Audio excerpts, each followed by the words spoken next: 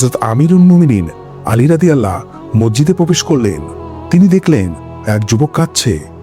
সে আরজ করল, ইয়া আলী রাদিয়াল্লাহ, কাজী শরীফ আমার বিরুদ্ধে রায় দিয়েছে।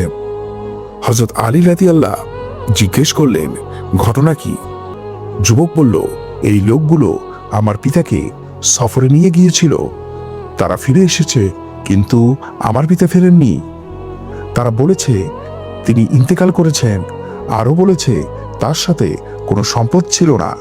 অথচ আমি নিশ্চিত সফরের সময় আমার পিতার কাছে প্রচুর সম্পদ ছিল। কাজী তাদের কাছ থেকে কসম নিয়ে ছেড়ে দিয়েছেন। হযরত আলী রাদিয়াল্লাহ বললেন, আজ আমি এমন ফয়সালা করব যা আমার আগে শুধু দাউদ আলাইহিস সালাম করেছিলেন। তিনি নির্দেশ দিলেন, ওই সব মুসাফিরকে মসজিদে এনে আলাদা আলাদা স্তম্ভের সঙ্গে দাঁড় করানো হোক এবং খাতিবকে তাদের বক্তব্য লিপিবদ্ধ করার আদেশ দিলেন। এরপর একে একে প্রত্যেককে ডেকে সফর, মৃত্যু, অসুস্থতা, গোসল, কাফন, নামাজে জানাজা ও দাফন সম্পর্কে সূক্ষ্ম প্রশ্ন করতে লাগলেন। যখন একজনের জিজ্ঞাসাবাদ শেষ হলো, তখন হযরত আলী রাদিয়াল্লাহ তাকবীর ধ্বনি উচ্চারণের নির্দেশ দিলেন।